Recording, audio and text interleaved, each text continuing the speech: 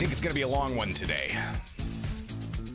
It is Illinois in Focus Daily. I'm Greg Bishop. The program's got a couple of segments to delve into some of the things going on at the State House. By being a long one today, I think today is probably going to be one of those 20-hour work days. But it's just kind of comes with the territory of watching what's going on at the Illinois State House. I'm Greg Bishop. Wake up each and every weekday morning here with Illinois in Focus Daily. You can like, subscribe, hit that notification bell, and join us here. There's a live chat. People pile in about 8 o'clock, a little after sometimes. This week's a little different than the rest of the year because this is the last week of legislative session for spring session. They have a May 31st deadline to pass a budget, and a lot of action. But not necessarily a budget. So what do we got to tackle here? Plenty. So let's go ahead and get on into it. Again, Illinois in Focus Daily. Be sure to like, subscribe, hit that notification bell, and also go to the website, thecentersquare.com, where you can find national headlines. You can find state headlines. We've got an incredible crew out there tracking everything that's going on. So you can hit the newsletter button at thecentersquare.com. Click through to that and sign up. You'll get daily headlines. All right, so several segments today. One, an overarching segment about where the budget's at and how much are we looking at possible tax increases and so much other activity when it comes to how the budget's going to be passed and the different types of other laws that they're passing last minute at the General Assembly. So we'll talk shell bills. We'll talk medical aid in dying or assisted suicide, and then also your tax dollars and trying to find out how you're gonna be taxed more or not coming up. So it's all here with Illinois in Focus Daily. Again, like, subscribe, hit that notification bell. Wake up with us each and every weekday morning as we bring you the latest of what's happening in the land of Lincoln at your State House. I'm Greg Bishop. Follow me anywhere. Just search Bishop on Air.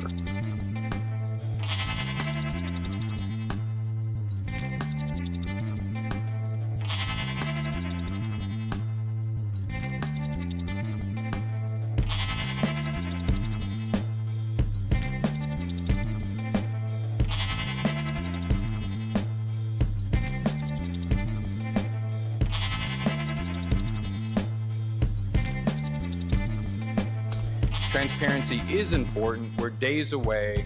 We have no language to look at. I am not speaking as a member of the minority party. I am speaking as a concerned citizen who wants to know what's getting discussed, to see in the discussions and have input. It's impossible to have input if there is this short of notice. This would not be legally acceptable at a municipality. That's State Senator Lee Alorando, Republican from Dixon, former Dixon mayor, who he spoke about a shell bill that was being pushed through the chamber last night in the Senate in order to get the budget vehicle. Yeah, what are these terms and how is this happening? Are you going to be able to see the budget before they pass it, before Saturday's midnight deadline? It is Illinois in Focus deadline. Illinois in Focus Daily. I'm a little tired. All right, we were there pretty late last night and just kicking around in my head, not able to get a solid night's sleep. But that is just what comes with this week and the territory of being a State House reporter on the ground. And by the way, mad props to Blue Room Stream. They are an incredible asset at the Capitol. I work with them daily. Lisa, Paul, we've got an awesome crew there. Tony just retired and set us up for success. So it's been incredible. But a lot of what you see here on Illinois in Focus with the Center Square is from Blue Room Stream, and they just do incredible work. But anyways, it's long days, and today we're at the State House. Today's Friday, but they're also scheduled in Saturday. How's it going to play out? We don't know what the budget looks like yet. We're going to get some details dropped on us this morning, then they'll have some committees, and then all of a sudden they may have a vote late tonight, 10 o'clock, 11 o'clock, and then they'll wait until midnight, kick it over to the next change. So there's some weird things that are going to be happening. I don't know if tonight is going to be after Saturday morning when they call it and they get the budget passed, or if they're going to go all the way into Saturday evening. So be sure to stay up to date at thecentersquare.com over the weekend, okay? But yesterday, it started off in the House with a resolution.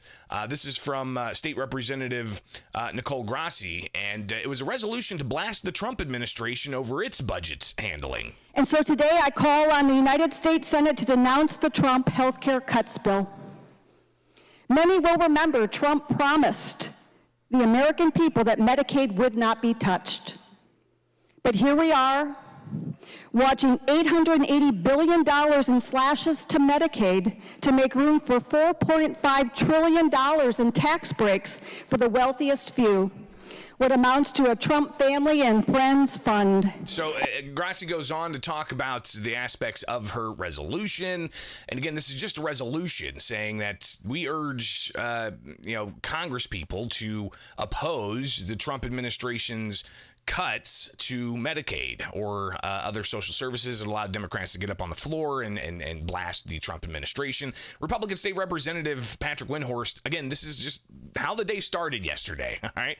State Representative Patrick Windhorst takes to the floor, and he's pointing out what he says is hypocrisy from Illinois State House Democrats critical of the Republicans in Congress moving through a bill to fund government. The majority party is complaining that congressional Republicans slammed a bill through the House of Representatives in the middle of the night. Are you serious right now? We passed our budget last year, I think we all remember, at 4:30 in the morning. That's line one. Let's go line two. President Donald Trump brazenly lied to the American people, stating he would not cut Medicaid while actually lobbying behind closed doors to pass the bill. Behind closed doors? Where's this budget being negotiated right now? Behind closed doors. President Trump brazenly lied. Where was the governor at when it comes to legislative maps and his promise? Did maybe he not tell the truth? Listen, let's get serious about the business of state of Illinois and not be passing these partisan, crazy resolutions that demonstrate, unfortunately, the hypocrisy of the majority party. So Windhorst reading some of the lines of the resolution and just beside himself having watched the Republican floor leader for every bill that he gets up and he asks questions, very calm, even keeled, but hear him raise his voice in that fashion. That's how the day started yesterday. And again, all throughout the day, no details on what the budget's going to be. Are there going to be tax increases? There was plenty of conversation about community colleges, conversations about higher ed funding. They had a almost 4-hour hearing on higher ed funding. Then they had an even almost as long meeting about transit consolidation. Go to thecentersquare.com. You'll be able to see that story and others about some of the action yesterday. But then throughout the day, things started coming together bit by bit. Republicans were critical of the budget process and where we were at. But then on the Senate floor, you had State Senator and the Senate President, Don Harmon, say, hey, we got this bill. We got to get over to the House. Here's what it is. Thank you, Mr. President, ladies and gentlemen of the Senate. Earlier today, we received from the House a House bill with an appropriations title, a candidate for use in a budget for the end of the session here. We are reciprocating today by sending an appropriation title back to the House, and we'll negotiate with the House on passage of a final budget. So this is a vehicle bill. There is no content, and I'd ask members who are able to support the bill going over to the House. So again, Harmon announcing that he's got a bill. It's an empty bill. There's nothing in it. A shell bill. We've talked about shell bills before. And this is going to be the vehicle, the bill that's going to be used to gut and replace, put the budget in, have it in the House to pass, and then the Senate just has to concur. Again, this is all expected to happen over the next 24 hours or so. And it's going to be a pretty late night, I think. And this is just my prognostication having followed this. Are they going to stick around all day Saturday, or are they going to just stick around into the wee hours of the morning after midnight to get stuff done and then call it a day? We'll see. But the shell bill process now on its way to get the budget done. But shell bills aren't only used for the budget. We've seen shell bills before, and yesterday on the House floor, Democrats passed the medical aid in dying bill that would essentially allow for an individual to, if they have chronic condition and given a bad prognosis, they could request to have a doctor assist in their suicide. I'm not going to air much of the floor speech. It's difficult to hear, there's no question, because they had a slew of different legislators sharing very personal stories. But here's what happened in committee the day before. This is State Representative Robin Gable talking about her bill, which a medical aid in dying law is being put into, a bill about food prep sanitation, a shell bill, right, that they're gutting and replacing with a medical aid in dying bill. Here's Robin Gable from committee earlier this week. Medical aid in dying is a trusted and time-tested medical practice that is part of the full spectrum of end-of-life care options, including hospice and palliative care. Deb's law would allow terminally ill, mentally capable adults with the prognosis of 6 months or less to live to request from their doctor a prescription for medication that they can decide to self-ingest to die peacefully in their sleep. Now, a medical doctor, an emergency room physician who's also a state representative, Bill Howder, he is a Republican from Morton. He, in committee, raised several concerns about this. Number one, as a doctor, he feels it goes against his Hippocratic oath. Number two, this shell bill process, it's being put into a bill that was titled Food Preparation Sanitation or something like that, but that has nothing to do with medically assisted suicide. And it was mentioned a little bit in testimony, but when you have a process where fundamentally changing the practice of medicine, and we're putting inside of a shell bill with little chance for really important stakeholders, I know I have many colleagues who are so confused by this process. Howder also talks about, again, the thing that doctors are there to do with for the whole house of medicine, but I do think I can confidently speak for a significant majority of the House of Medicine in that this topic really violates and is incompatible with our oath, our sacred and ancient oath, and what we've been taught. And again, that's from the committee. I'm not going to air the floor speeches. Again, it's just kind of tough to hear, and there was a lot of it. They debated it on the floor for about an hour. But regardless of the opponents, Democrats approved the medical aid in dying law through a shell bill. Now, I think that still has to go to the Senate. But again, they've got until May 31st to get a whole bunch of stuff done. But back to Senate President Don Harmon, right? So we see how shell bills kind of happen now. Again, say, hypothetically, the House has a bill. They replace the with the. They pass that empty bill over to the Senate. The Senate then reads it 3 times. And they can then replace everything in it at last minute, send it over to the House, which the House would then just have to concur on it. And then it would essentially kind of skip some steps of sorts. This has been challenged in the courts, and it hasn't really gotten traction.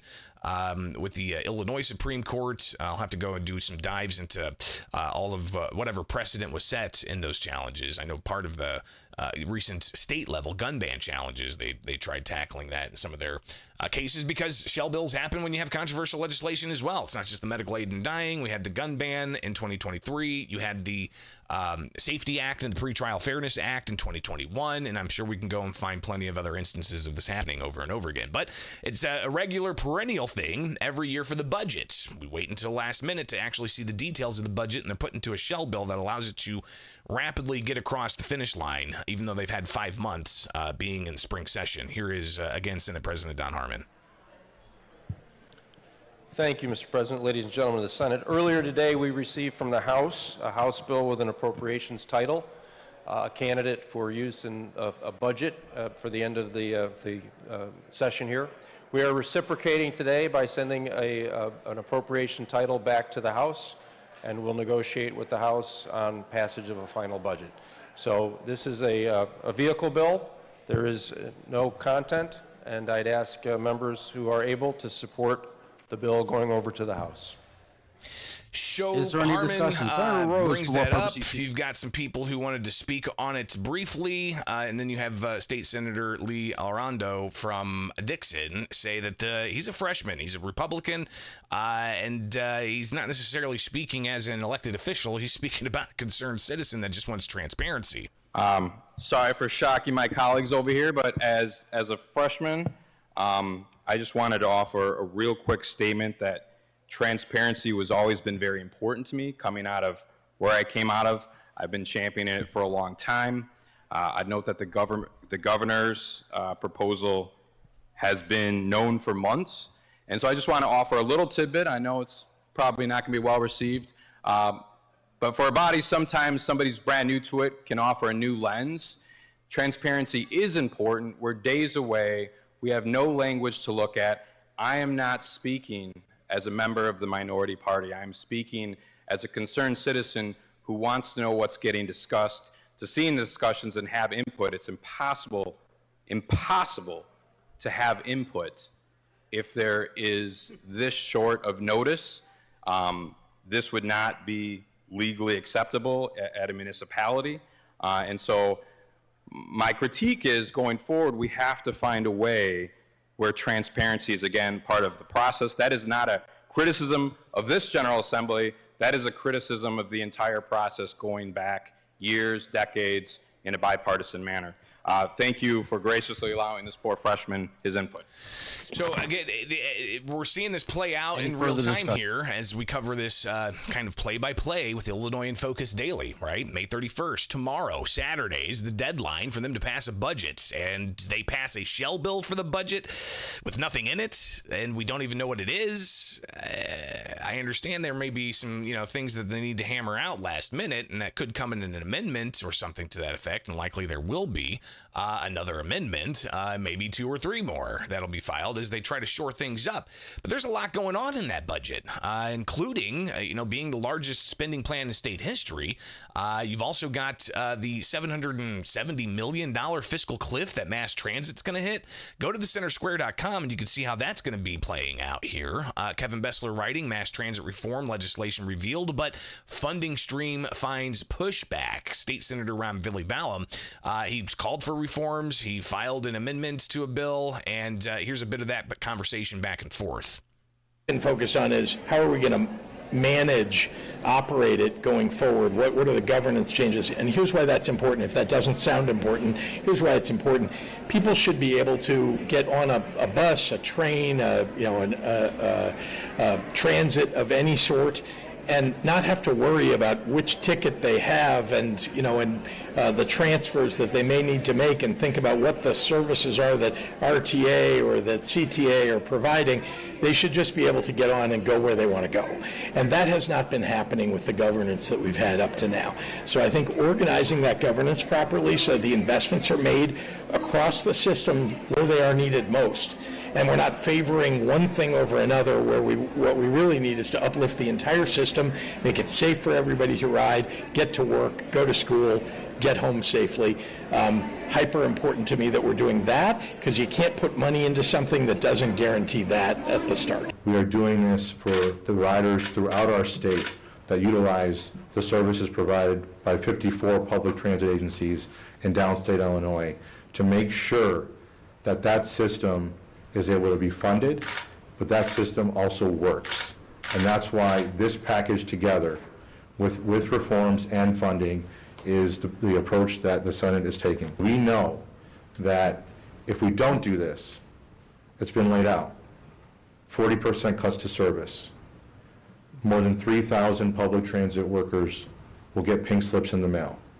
And that, we believe, is not an option. Tollway revenue are legally designed for tollway-related projects. Reallocating these funds would violate bond covenants, jeopardizing investor confidence and inviting legal challenges. This proposal is inequitable, as suburban drivers would effectively subsidize urban transit systems, such as the CTA, in addition to tolls they already pay. It is unreasonable to expect public support for future toll increases, diverting current revenue for unrelated purposes. We advocate for comprehensive statewide transportation strategies focused on genuine investment rather than mere governance rearrangement. This critique of utilizing a lot of the questions here about $750 million, they want reforms to consolidate. Questions about whether or not some of the suburban areas are going to have a say on boards when it's consolidated. But you also have how this is going to be funded, right? Not just the consolidation, but also the taking care of that $60 million fiscal cliff. More from the operating engineers here about what they're seeing in these proposals. It can be summarized as robbing Peter to pay Paul. These are concerns that a tollway surcharge could deter drivers, ultimately diminishing funding for both roads and transit infrastructure. This surcharge would jeopardize public support for long-term infrastructure initiatives, such as the 10-year Move Illinois capital program. We endorse increased investment in public transit to mitigate the impending fiscal cliff. Additionally, we oppose proposals that threaten the integrity of the toll system without offering a permanent solution. So that's just some of the stuff you'll see as you follow along with us throughout the day at thecentersquare.com. So back to the budget, right? That's a small little part of what could be in the budget. $740 million fiscal cliff being plugged with more taxes like a toll surcharge, and as the gentleman said there, that could be essentially suburbanites who don't use mass transit subsidizing mass transit. You also have the possibility of there being a new revenue stream for rideshare like Uber. There could be a tax on that to pay for mass transit. So are those the types of tax increases that we're going to see in the budget? That's a great question. Governor Pritzker, just to reiterate what we talked about yesterday, he says that he won't sign a budget that has broad tax increases on working families. No, I've been opposed to any taxes that are broad-based or that would affect working families.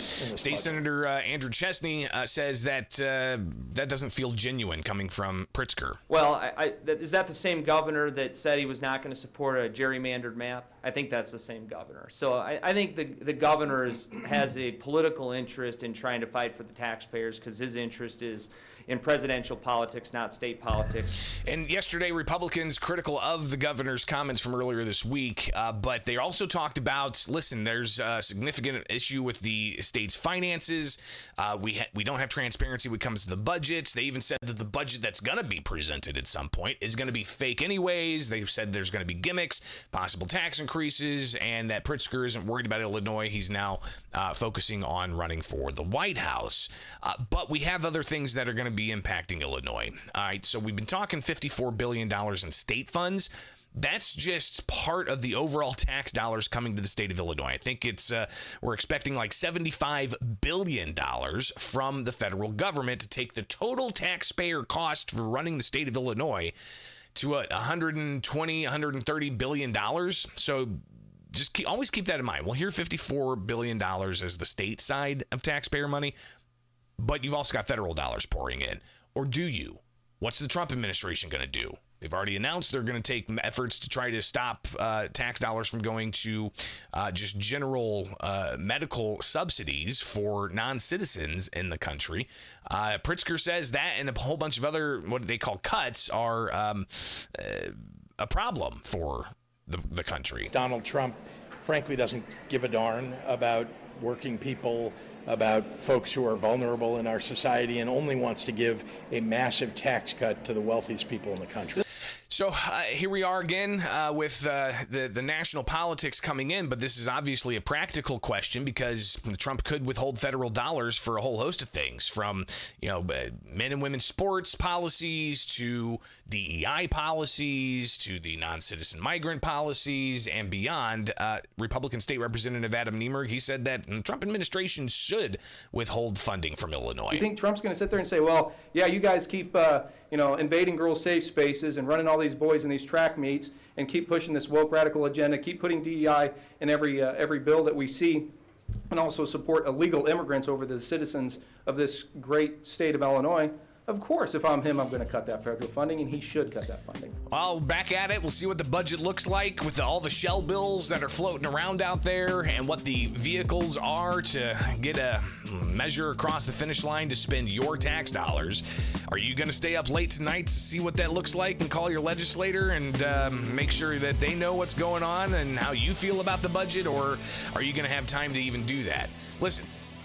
One of my colleagues raises every year that in Illinois, municipalities are supposed to pass they're supposed to post publicly the budget they plan on passing for 30 days for public review. That's not happening when it comes to the State House. So let that float there. All right, it is Bishop with you here with Illinois in Focus Daily. It's gonna be a long night.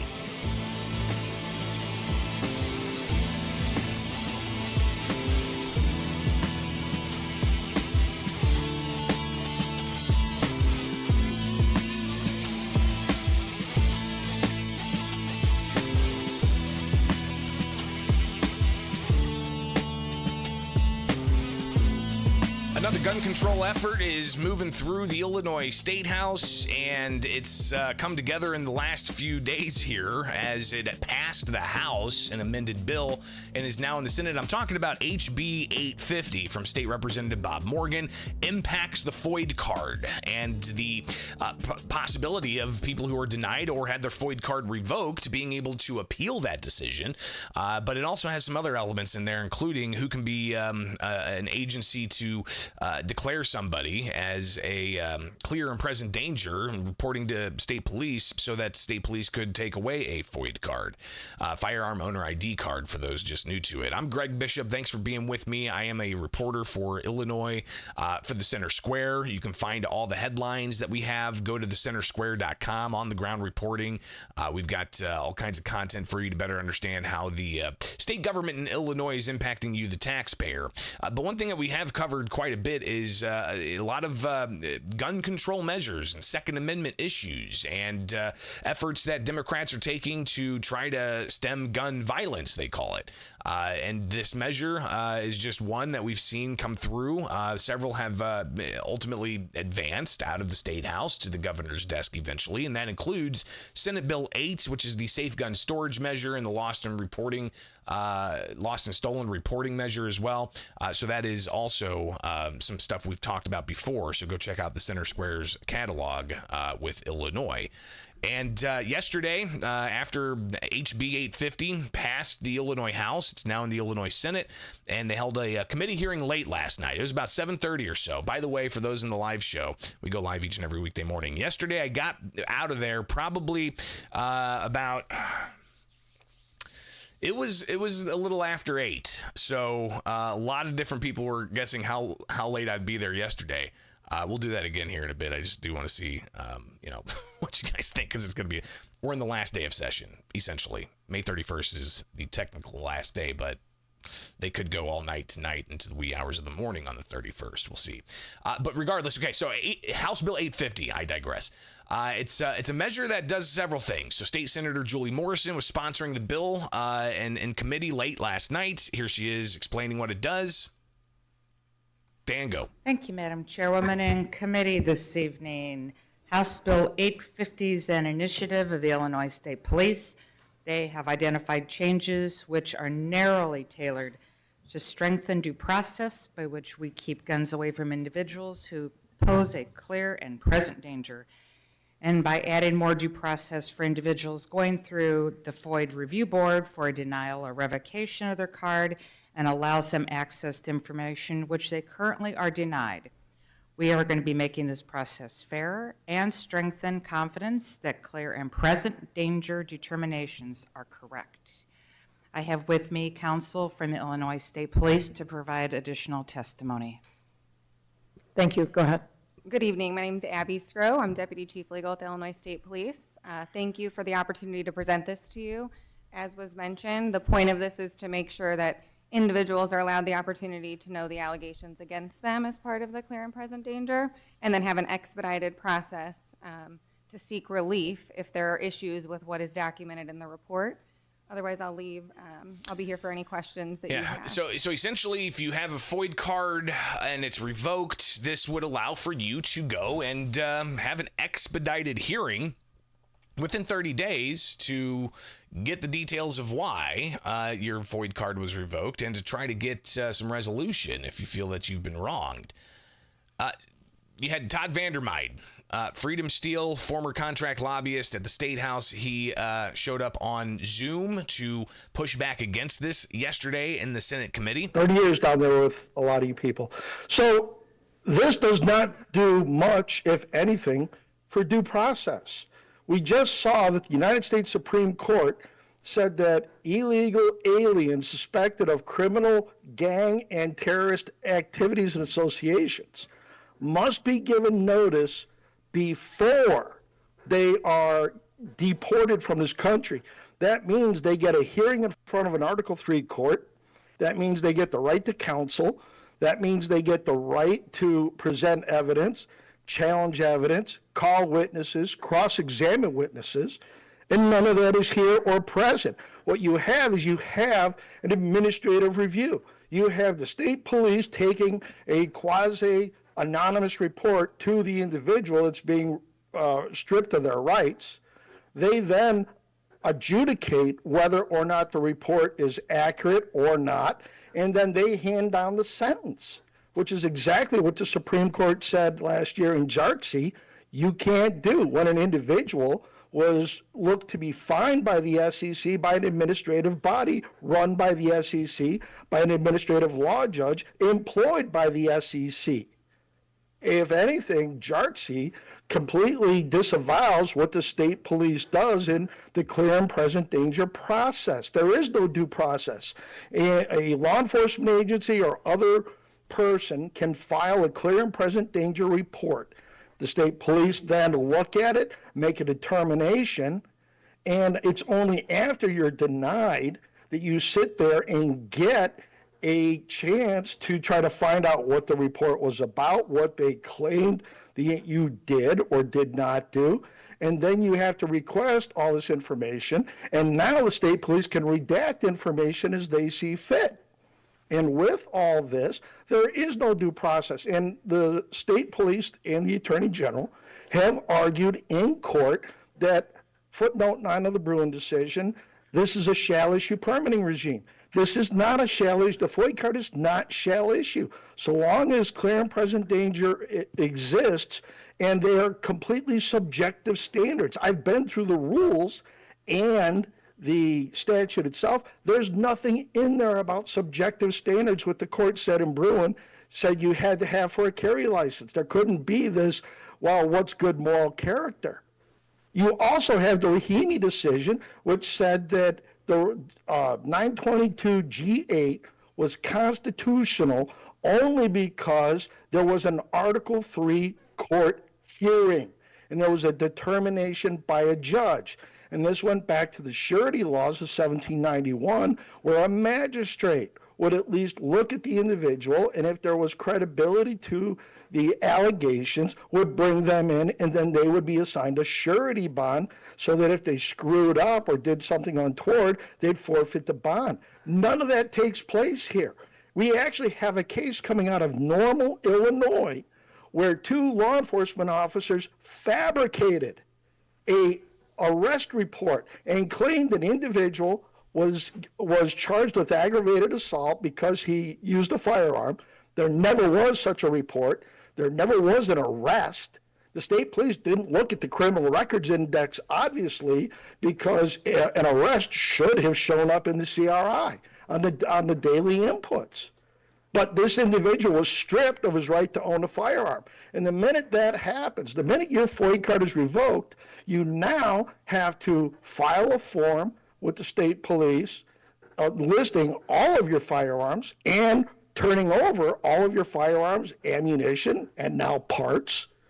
And all of that happens. So now you've got Fifth Amendment issues where there's a takings of all your personal property. Then you go to an administrative hearing within the FOID Review Board, and only then can you go to the court. And now they want to make it that if you don't correctly fill out the form in section 9.5, that you sit there and you can't even file for an expedited appeal. So you're going to take all my property and then possibly grant me an expedited hearing on this report from somebody that I've never seen prior to this? This is not due process. The Bruin decision said is the conduct proposed covered by the Second Amendment. My right to own, buy, possess, acquire firearms is absolutely conduct covered by the Second Amendment. We now go to the two-step process. What is the historical analog of an administrative hearing by an agency on a permit to be able to own or possess a firearm? There is none. They've been called out on several lawsuits on this, and I think that's what they are trying to do, is cover their rears after we've seen such egregious conduct as in the normal case, to where law enforcement falsified, outright lied about an aggravated assault and filed a clear and present danger report, and the state police just went along with it. I'll be happy to answer any questions. So there you go. That's Todd Vandermeide yesterday from the Illinois Senate Committee late in the evening when they brought up House Bill 850. That did pass out of committee despite those warnings that it's unconstitutional to say it's due process, but it not really be due process as in line with what the U.S. Supreme Court has called for when it comes to due process and steps that are taken to take people's rights away, Second Amendment rights. That measure is going to come up on the Senate floor at some point between now and the end of Saturday. May 31st is the deadline for them to pass bills with simple majorities. And there have been some real close calls when it comes to the necessity to get to that May 31st deadline with simple majorities. Are we going to see that play out with this bill? Are we going to see it pass regardless of the warnings that Republicans have said? And this comes after you had Senate Bill 8, the safe gun storage, passed this week, on top of other gun laws that have passed recently, including a measure that allows for individuals to have their firearms taken away if they are the subject of a domestic order of protection. And then that's stacked on top of the gun ban, that's stacked on top of the FOID card and the CCL and a whole bunch of other things, all of these things in the courts, and that's something else we track. So be sure to like, subscribe, hit that notification bell, and join us each and every weekday morning as we bring you Illinois in Focus Daily right here. Every morning. I'm Greg Bishop. Follow me anywhere, and we'll see you back here Monday morning.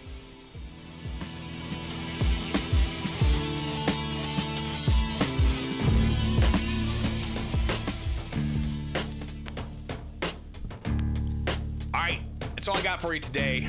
It's a quarter till. I got to get out of here, get to the Capitol. Yesterday, it kind of went like this. We get in there, there's some early morning committees, nothing's going on for the rest of the day until sometime in the afternoon they come in, then they caucus, and then they come back and they start passing bills. They debate stuff for an hour, one bill, and then they, 8 o'clock rolled around and they said, okay, we'll be back tomorrow morning.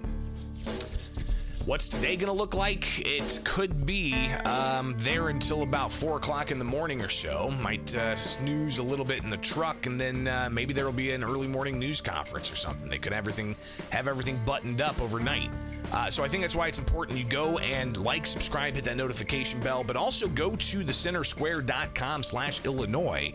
And we're going to be posting here all throughout the weekend. All right, click newsletter to get the daily updates in your inbox, or just come to the website, thecentersquare.com/Illinois. You'll be able to find the latest, and we'll be posting there all weekend long. The State House is getting ready to, approve a bill that's going to spend the most state tax dollars in state history, potentially. We'll see.